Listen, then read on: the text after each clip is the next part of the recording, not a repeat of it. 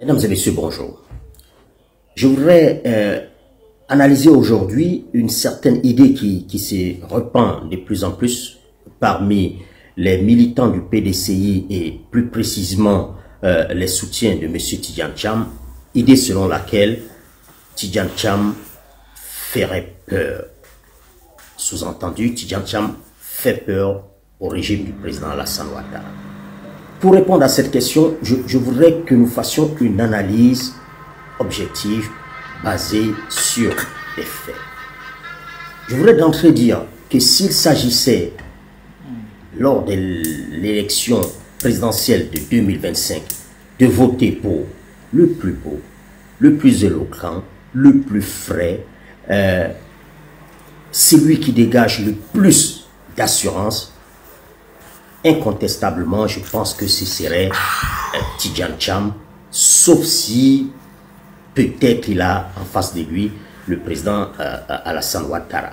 Et même là, en toute honnêteté, il aurait, sur les critères que je viens d'énumérer, Tidjane Thiam partirait avec un avantage certain sur le président Alassane Ouattara. Mais il ne s'agit pas de cela. Prenons aussi les programmes. Est-ce que Tidjane Thiam serait susceptible de présenter un programme plus convaincant que celui du parti du président Alassane Ouattara, le RHDP?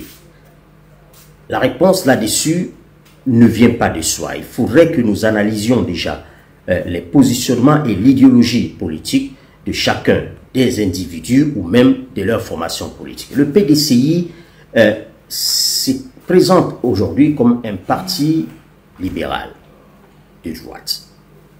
Le RHDP est un parti centriste, plutôt de centre-gauche. Les deux programmes de ces différentes idéologies, on les connaît. Les partis de droite, généralement, c'est les partis, comme on le dit de façon commune, de façon fréquente, pro-business, c'est-à-dire qui favoriseraient plus les riches et les très grosses fortunes. Alors que les partis centristes, surtout un parti centriste de centre-gauche, parce qu'il y a des partis de centre-droite, mais le RHDP, clairement, et il le définit lui-même dans ses statuts, est un parti de centre-gauche, avec une politique beaucoup plus sociale, et ça se manifeste, ça s'illustre d'ailleurs dans les différentes politiques mises en œuvre depuis l'arrivée au pouvoir du RHDP d'Alassane Ouattara en 2011, notamment à travers la politique fiscale, par exemple, du gouvernement Ouattara. C'est clairement une politique fiscale de gauche, presque d'extrême gauche, parce que la fiscalité en Côte d'Ivoire, sur les entreprises notamment, est une fiscalité très forte, contrairement à ce qu'on voit dans les régimes libéraux des partis de la droite. Donc, Tidjane Thiam, sur ce plan-là, ne pourrait présenter qu'un programme d'un parti libéral. Mais en réalité, tout cela n'est pas très important dans le contexte ivoirien. En Côte d'Ivoire, on ne vote pas pour les programmes. Le vote en Côte d'Ivoire est clairement, et il faut le dire, c'est un constat, le vote en Côte d'Ivoire, il est la plupart du temps plutôt communautaire. Sur ce plan-là, les dernières élections municipales et régionales, il y a juste quelques mois, sont venues confirmer cela et déterminer, nous donner aujourd'hui une certaine carte politique de la Côte d'Ivoire. Quand on regarde la carte politique de la Côte d'Ivoire aujourd'hui, comment est-ce qu'elle se présente? Le panorama est le suivant.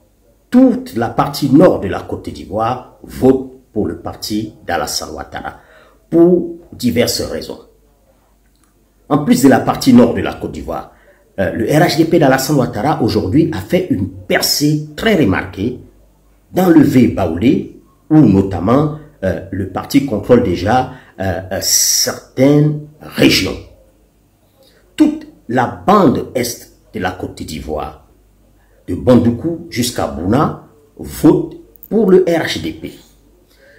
L'ouest de la Côte d'Ivoire, qui était considéré comme le bastion du FPI de Laurent Gbagbo, cette partie ouest, notamment des fiefs de l'ouest, comme Djekoué, tout le Pleu, sont tombés dans l'escarcelle d'Alassane Ouattara, notamment grâce à la ministre Anne Désiré Oloto.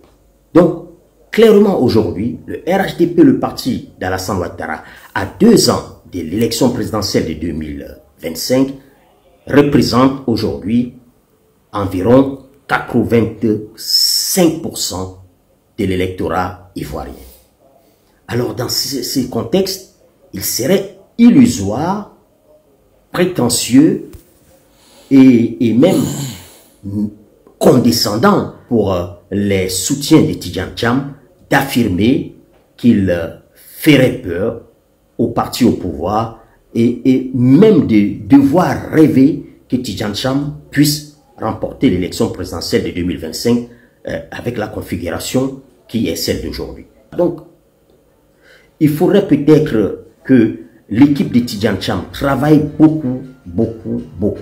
Malheureusement, c'est le temps qui va leur manquer. Et il y a les réalités ivoiriennes. On ne pourra pas changer en Côte d'Ivoire le fait que le vote, il est communautaire.